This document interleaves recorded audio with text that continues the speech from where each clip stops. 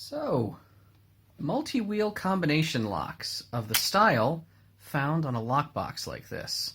I've had a few questions about these from friends recently. Obviously, we've got a key in here, right? Well, if you don't know the combination, how are you going to get it out? Let's say you put in the combination that you think is correct, but oh no, it's not working anymore. All right, 1, 2, 3, 4, the hardest combination. Oh no, it's not releasing. Well, what can we do? Well, you could just try to brute force your way through all the combinations, right? It's not the biggest key space in the world, but that would be annoying. That would take some time, and it's not really necessary if you want to get into one of these, given that we can use decoding tools to drastically reduce the numbers we have to search. These little multi-wheel locks, how do they actually work on the inside? Well, if we were to take a look at an image like this is sort of one of those fancy briefcases that used to be ever so popular back in the 70s and 80s. They were brushed aluminum. You'd see them in detective shows, full of cocaine and illegal money. Well, here we are looking at the lock mechanism, shining a little light on there, using a tool to inch one of the wheels slightly to the side. Now you can see the wheels are rotating around a little central axle, right? Highlighted in red here. And that axle, in real life, when not highlighted, is this lustery gray color. Now next to the 6, and the zeros as well, there's nothing really prominent or noticeable on that axle. But if we were to rotate this wheel around a little further, for instance next to the 2, what do we see now? What's that? It's like a little slot, a little divot is right there present on the axle. And this, in fact, is very common on multi-wheel combination locks. The axle itself, the wheel, is rotating around a central component that is not uniform. Now, sometimes there's a slot or a divot, sometimes it's a flat spot, but these non-uniform elements on the wheels tend to correspond in some way to their construction, design, and the way they ultimately interact with a release mechanism of some sort. Now, what does this mean for our purposes? Well, first of all, if you can just slide the wheels to the side, like you can in this photo, and see the divots, well, you can line those up just visually. Even if you can't do that, however, you can use a thin tool, and that's illustrated in this animation. I don't know where this animation originally came from. I think it was from a talk I once saw that Skylar Town had given. But whatever tool you get, whatever this animation originally came from, it really illustrates this so well. A really thin tool of metal or thin stock can slide down next to the wheels, and even if you can't see those divots, you can rotate the wheel and find them by feel. So here we are now on the second wheel, rotating around trying to find the same thing we found on the first wheel, whether it's a big slot, a little slot, a flat point. Now notice, we're not necessarily unlocking the lock right now, but if we can get whatever that divot or ununiform bit is lined up, we can then try the release mechanism and try rotating all the wheels in concert with one another, one step at a time.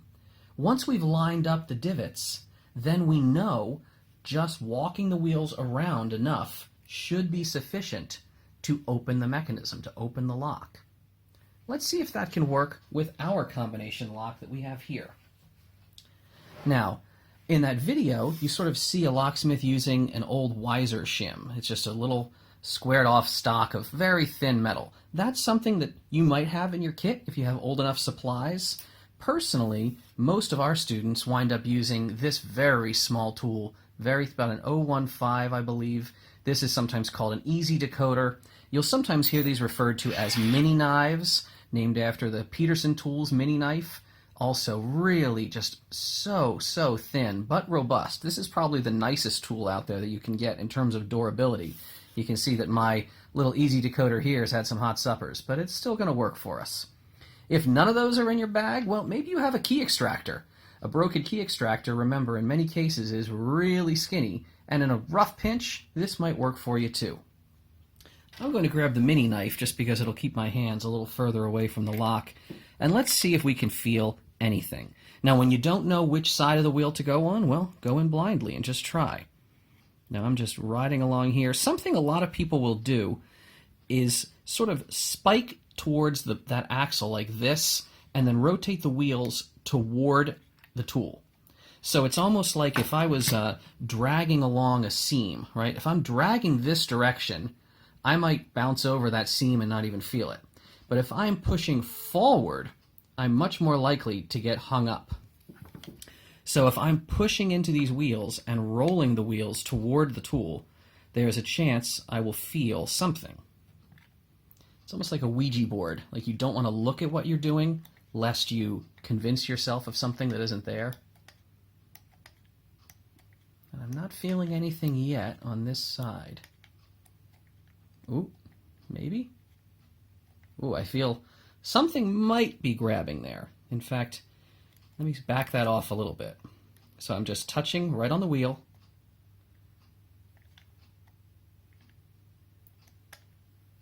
Ooh, you can almost see the tool is flexing. In fact, if I can barely touch it and I drive this wheel forward, the tool is really just rising up. Something is happening to me when I'm trying to get past the 5. There might be a divot there. Let's try the other side of this wheel just to be sure. Am I feeling anything on the right side? Not much there.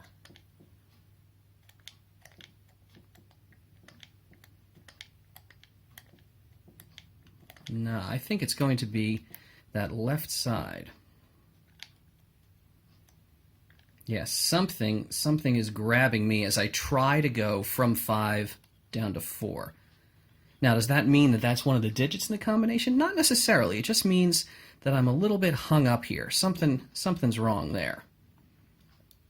Let's try on this side, this next wheel. And since I found something on the left here, I'm going to stay on the left side.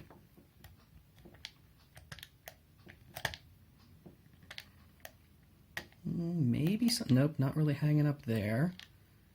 Ooh, that might have been something. Let's keep going around.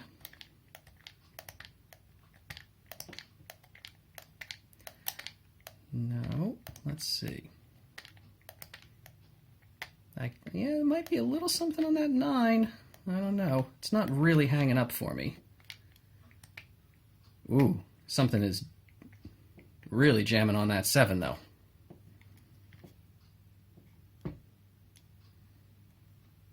It's very tight on the 3rd wheel, but can I get my tool in? I can. And you know what, just for fun, let's switch it up. Let's see if I can use the easy decoder. And again, I'm just pressing down at that axle as I rotate these wheels around. And it doesn't matter if I'm accidentally disturbing the wheel next to me, because I'm just trying to park these wheels together with one another.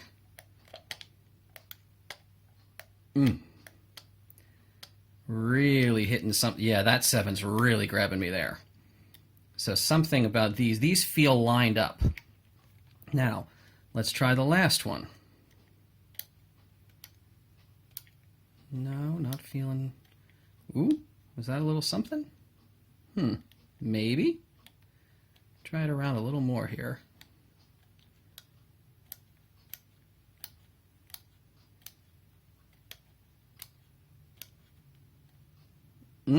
Oh yeah, that's something's really flexing me and grabbing when I tried to get past the 1. Just to be a little more certain of myself, let's try the Peterson mini knife, which has a longer handle. A little more stable. Oof, yeah. So it's really dropping in there on that 1. So something tells me that these wheels, whatever's going on the axle, it's lined up, and these little divots are in the same spot. Now, will this release? No, it will not release. So let's dial up again. Will that release? No. Let's try that again. Nope.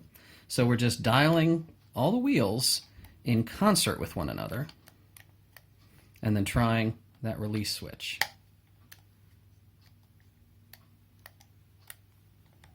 Dramatically reducing the key space. If we did our decode correctly, all we really have to do is essentially try 10 combinations.